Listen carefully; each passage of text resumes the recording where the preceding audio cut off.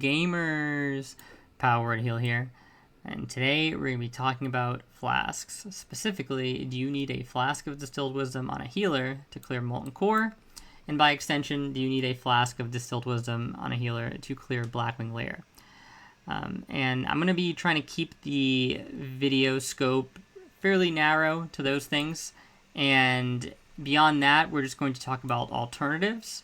And the reason why we're going to talk about alternatives to Flask is because that's going to be how we're going to compare, like, kind of how much value you're getting for your Flask, right? Because we want to see how much bang for your buck you're kind of getting compared to other consumes. So that'll be in the video as well. But in terms of the other instances, we'll do a video on those later, because I think those are a bit harder. They deserve their own video. And we're not really going to be talking about Flask potting. So that's like the repeat use of Flask to essentially act as an infinite mana gain, right? And then we're also not going to be talking about what I think is going to be done with the flasking situation, right? Because people are kind of freaking out over that. I'm going to make a separate video for all of those things, basically. So right now we're going to try and keep the scope fairly narrow, and we're going to do it while farming Dark Runes, which is a little bit ironic because I'm going to be actually talking about Dark Runes a little bit later in the video. So it's kind of appropriate. And I figured I'll give you guys something to watch in the background. So the first thing we have to answer, right, is do you need a Flask to do Molten Core? Now, I think the answer to this is pretty obvious, right? And it's the same with Blackwing Lair. It's pretty much unequivocally no, right? Like, nobody is going to sit here and tell you that you need to, use a Flask of Distilled Wisdom to heal Molten Core or Blackwing Lair. The problem kind of comes in, though, where when people use these terms nowadays, there's kind of like different definitions for them, right? So if you hear somebody say that, like, do I need a Flask to clear Molten Core Blackwing Lair? It's not really being used in like the literal sense anymore, right? It's kind of basically asking, like, am I griefing if I don't have a Flask for Molten Core? Am I, like, really hurting my raid if I don't have a Flask for Blackwing Lair? It's kind of like a question like that, right? It's more of a question about, like, what you should do, not as what is necessarily technically needed. And so I want to make that clear, and that's what we're talking about, because obviously the video is just super short otherwise, right? You just don't need it to clear these easy instances. You really don't even need it in AQ and Nax either. To be honest, like, all the content in the game is completable without it. But, yeah, so I figured that should be out of the way first. But now to kind of tackle the actual pressing point, right? Like, do I think it's kind of grief if you're not using one in Molten Core and Blackwing Lair? Absolutely not. Now, obviously, there's going to be a little bit of context required here, right? Because if you're in, like, a speedrunning guild and you're doing a speedrun, at some point, you're kind of going to want to be like, well, I might as well use everything to make sure this run goes as best as possible if you're actually trying to compete, right? But outside of that, like, absolutely not. And even in those types of settings, in my opinion, it's really only worth it at, like, the highest level. Like, if you're just trying to push the pace in your guild to have, like, efficient runs, again, this is not something that's needed, right? Like, if you're just trying to do, like, a solid 35, 40-minute run, just quick, push the pace, so everybody can get in there, get their loot, and get out, that's not a scenario where you need to be using Flasks for.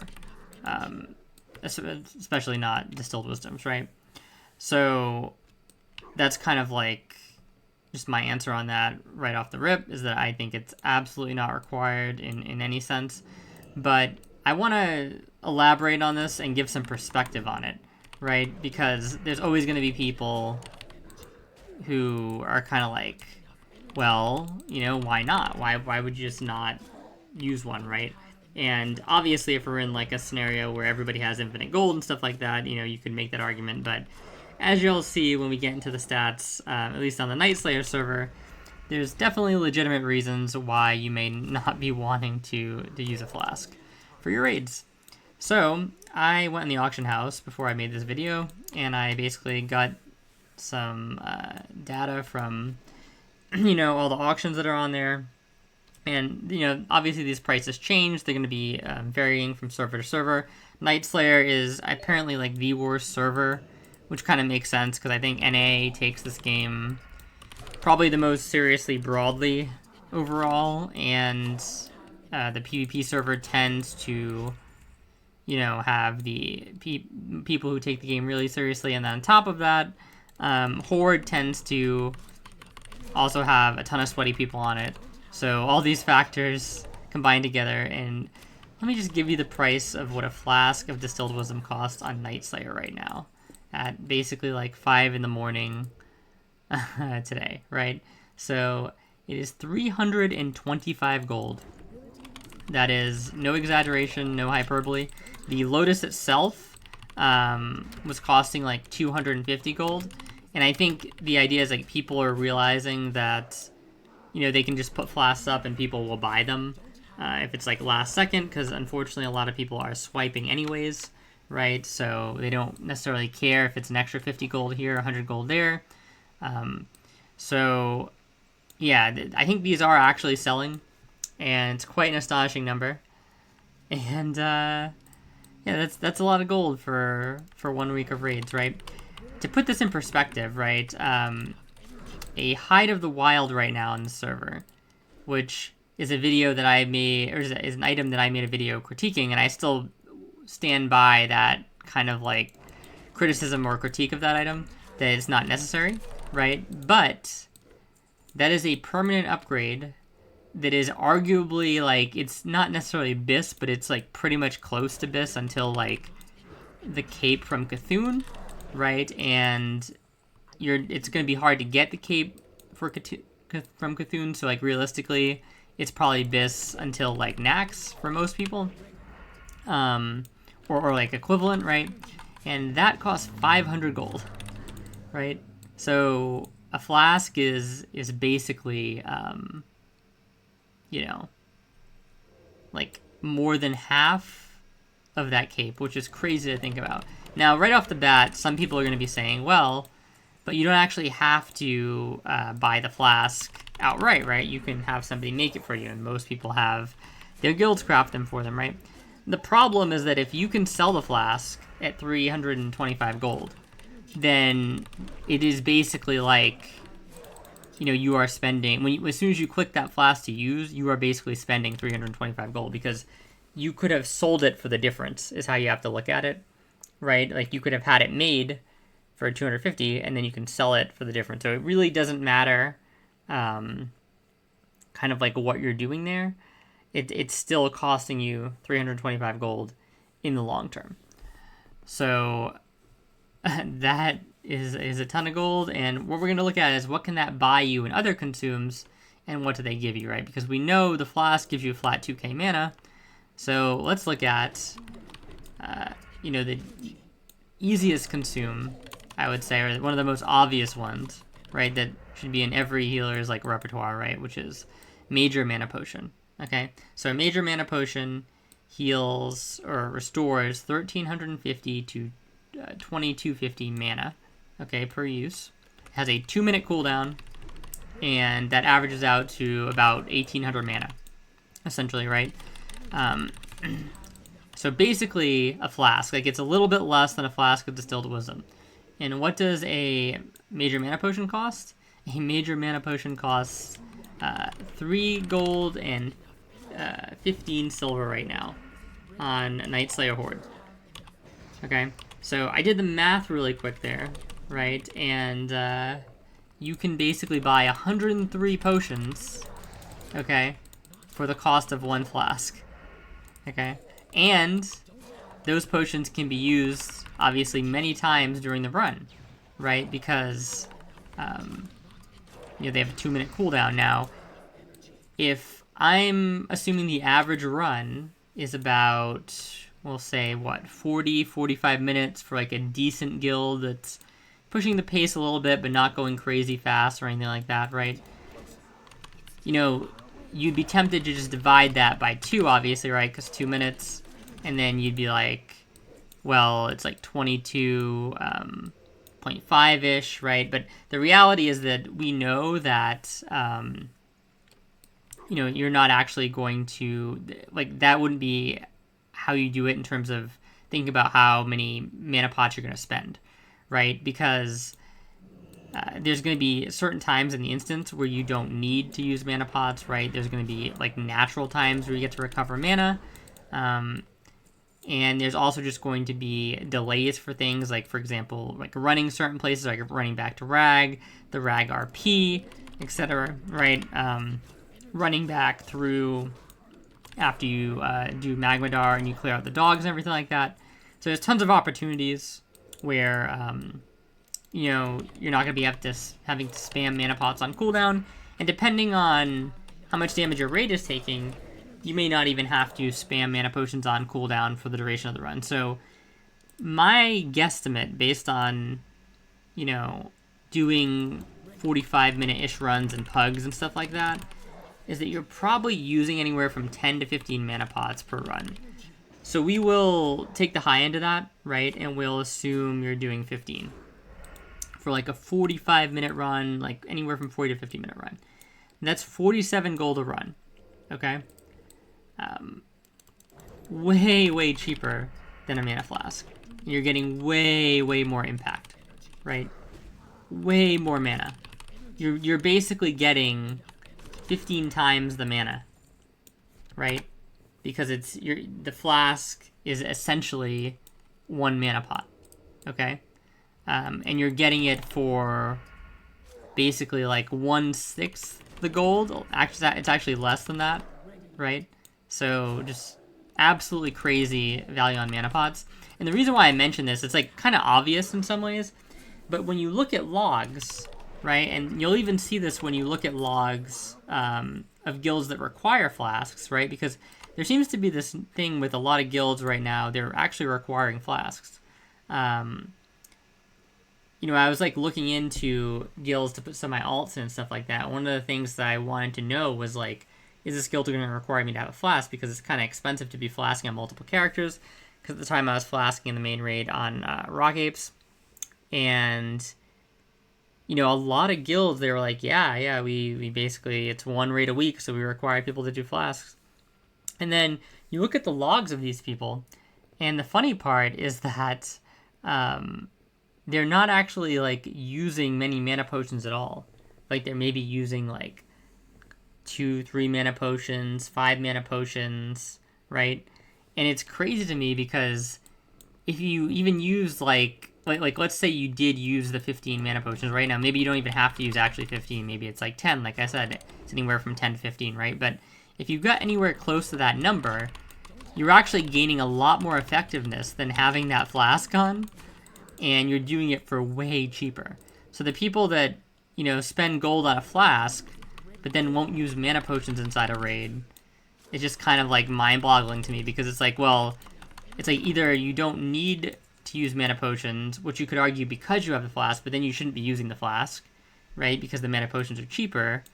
Or you do need to use mana potions at various points still, which I think is more likely the answer, and you're just not doing it, even though you're willing to spend the money on a flask. So it just doesn't really make a ton of sense to me. And I think that that's something that should be brought up and highlighted and put into perspective. And this is a video that you should basically like share with your raid leaders and stuff, right? Because, you know, it's something that I think they're not really thinking about. They're kind of just thinking like automatically, okay, everybody should have a flask. Flasks are great.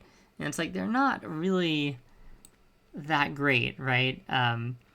And speaking of that, I kind of want to talk a little bit about how I see mana flasks in terms of like their actual usefulness as well, right? And we just mentioned there that we kind of compared them straight up as like another mana potion, right? Now, immediately, if you're clever, you're going to notice like, okay, well, that's not entirely true, right? Because the 2k mana is something that is going to be, it's like a threshold increase, right? So you go from being able to hold 6k to being able to hold 8k, which means that if you spend that 2k differential, right, but then you remax your mana, you now have that 2k mana back, right? So in reality, a flask, you know, could be maybe like 3 or 4 mana pots or something like that worth of mana. And this is a fair point. It's like a legitimate point, right? But the problem is that for a guild that is, doing a pretty decent 40 to 50 minute clear, right? Realistically, there's only going to be a couple points, I feel like, where people are really going to get a chance to remax their mana, right? It's mostly going to be from, like, heading back from Magmadar, right, to the other side, where you're about to fight Gehennis, right? And then you're also going to be, you'll be able to remax your mana probably walking back from Major Domo to Rag's room. But the second part there doesn't really matter at all, because you're not needing mana for that part, right? Like, nobody is popping potions or, like, drink walking to get back to Rag, because there's no mobs, essentially, in that last room, right? Like, there's a couple, like, when you kill, like, 3 Surgers or something, or Annihilators. So, like, realistically, you have one really good spot to remax your mana, which is coming back from Magmadar. And other than that, in any type of, like, moderately paced run, you're pretty much just going, right? Now, obviously, sometimes you can do things where, you're going to sit and drink, right? Because other people have mana. So you kind of, like, do alternations like that, right? And that's fine. And you are going to gain more usefulness out of your flask doing that, so that's great. But it's just not, even if you do that, right, it's not something that's adding, like, a ton of use. Like, you might get, like, essentially 1 extra refresh of the 2k mana, right? And the thing is, though, is you really have to be, like, bone dry as well when you start to drink, right? Because if you had 6k mana and you drink the flash, you go up to 8k, right? If at any point you start drinking and you drink back to full before you went under that 2k threshold, it's basically like you weren't even using the flask at all, right? So something, like, you really want to keep in mind there and pay attention to, like, when you're raiding, and kind of exactly how low you're dipping, right? Because that is something that should be kind of paid attention to. And speaking of that, and, like, the whole dipping thing, personally, how I would use a flask, right, if I was in a guild that was kind of, like, on the cusp, is I would have a flask in my inventory, and then if, I felt like I really needed the mana, right, at a certain point, I could pop the flask when I was at literally 0 mana. I would get the mana back, right, because that's how that works, and then I have the flask for the duration of the run, okay? So that'd be a good way to kind of, like, only use the flask when needed. It's like a break when needed emergency type of button. And I think that's, like, kind of a good way to look at it.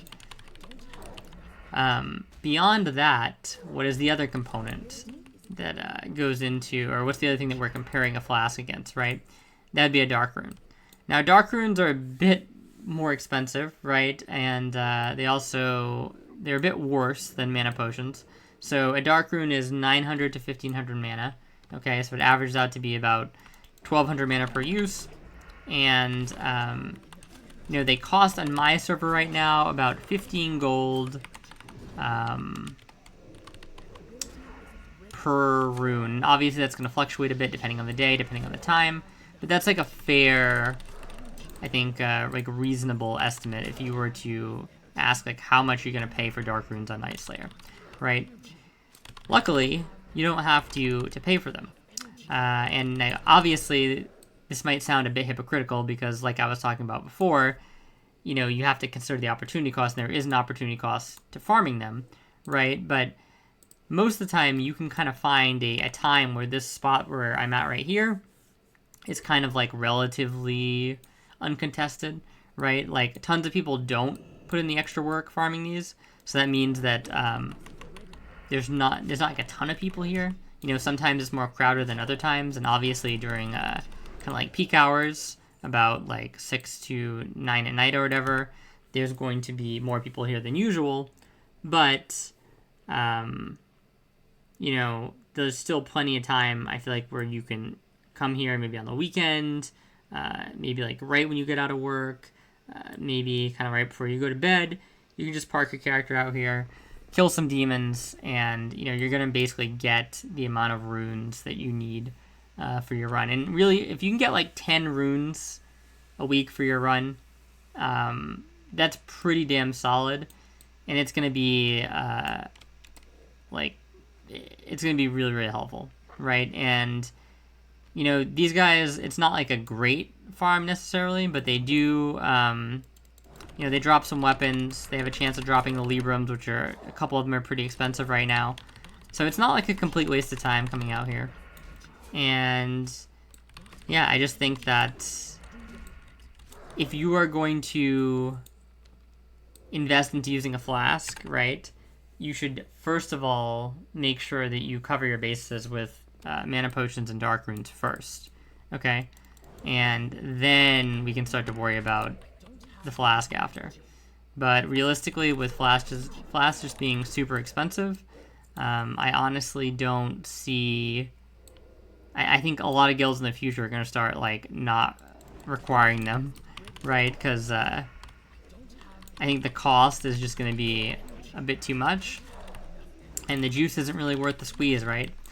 Realistically, like I said, the only case where the flask is like really good if it's going to prevent somebody from dying or something like that, right? And you can pretty much, you know, have that on hand and use it with the break the glass when necessary method of flask potting there, right? And yeah, that's basically how I think it should be used. And yeah, so there's going to be more videos coming out soon where I'm going to talk about the state of the flasks and like what I think Blizzard's actually going to do. I'm going to make a video on flask potting and my thoughts on that, but just kind of wanted to get this out there because I feel like the flask prices are going through the roof, and you guys really shouldn't be wasting flasks in Molten Core and Blackwing Lair if you're not speedrunning. And if your guild leader has a problem with that, you should tell him to watch this video. Hopefully he'll change his mind. Maybe not, because people are stubborn, but yeah. I think when you put it in perspective, it really doesn't make sense to use all that gold on flasks when you can get by just fine with mana potions and dark runes. So thank you guys very much for watching. I'll be back in a sec. I'm just going to turn off the stream to clip the VOD. And yeah, like, comment, subscribe if you like this, and see you guys next time.